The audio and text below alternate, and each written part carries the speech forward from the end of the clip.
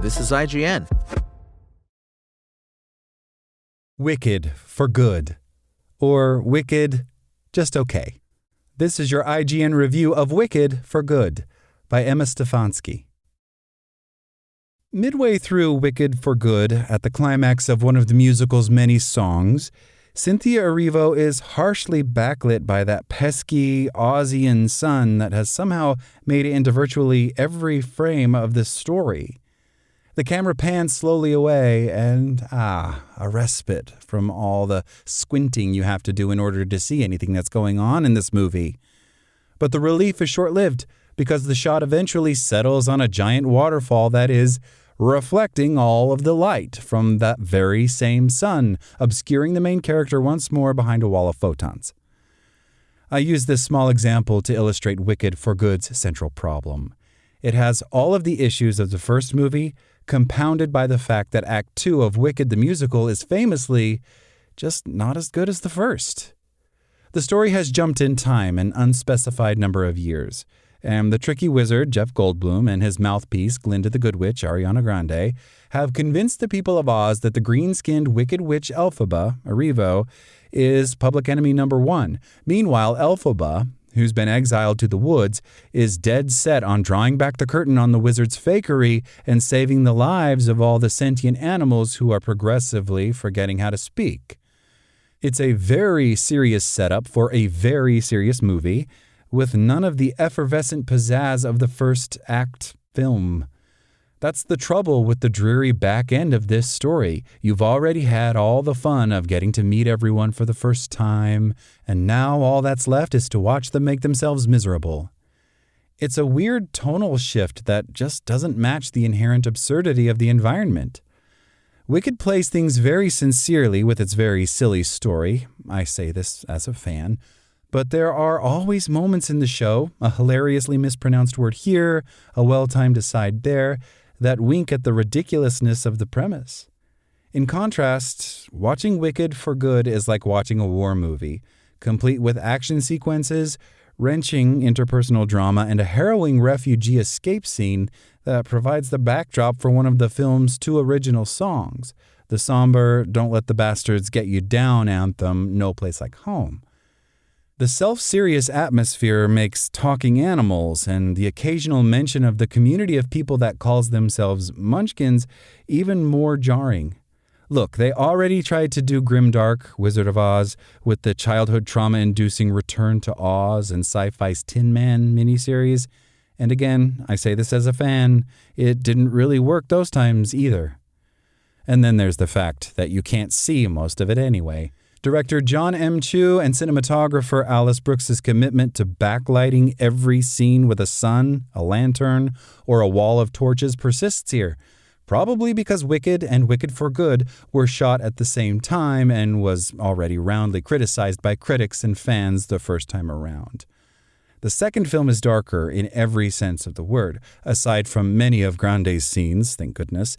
And there are environments that are so dimly lit you can't make out Erivo's face at all. It's all very frustrating because, as with the first film, you can tell that real work was put into building opulent environments for the actors to stomp around in. Chu outdoes his own wedding stages from Crazy Rich Asians here, throwing Glinda a party overflowing with flowers and fit for a fairy queen.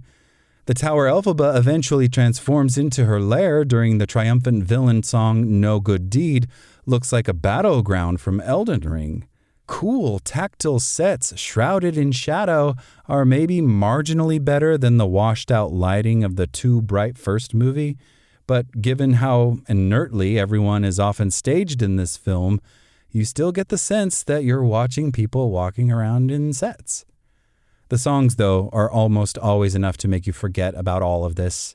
Erivo and Grande are so good, it makes the fact that these movies aren't that great even more disappointing. And they especially nail all the complicated, contradictory emotions and themes running through this sequel.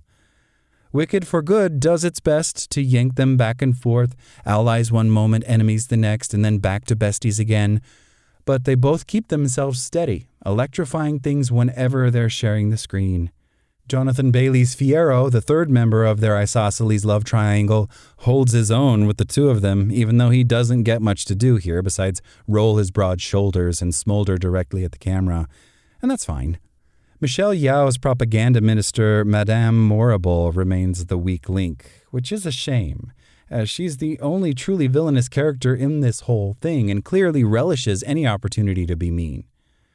Really, the biggest problem with Wicked for Good is its atonal pacing. Songs take ages to finish, while characters are constantly being tossed into scene after scene with very few transitions in between to fully explain why anyone is acting the way that they are. And it's doing all this while also stepping on most of the source material's best bits. Elphaba's big Wicked Witch laugh moment, which ignites cheers in the theater, is barely gestured at. Wicked 2 is certainly long enough to lay everything out in a sensible manner at 137 minutes. It's only 20 minutes shorter than the first movie, but seems to think that audiences will just go ahead and fill in the blanks for themselves. Its songs and talent are certainly good enough to coast on, but it still fails to make the case for translating a beloved stage show to just two okay movies. It's time for this bubble to pop. Wicked for Good brings John M. Chu's movie musical duology to a climactic conclusion that's dark in every sense of the word. With harrowing action scenes, heart-wrenching musical numbers, and excessively dimly lit scenery, this sequel compounds all of the problems of the first movie while introducing some wholly new ones of its own. Dual leads Cynthia Erivo and Ariana Grande are as luminous as ever, electric whenever they're sharing the screen together. But there's a lot of movie to slog through to get there. Wicked for Good's IGN score, 6 out of 10.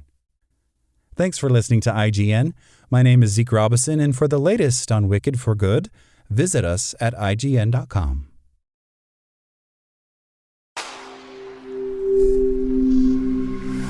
Spoken Layer.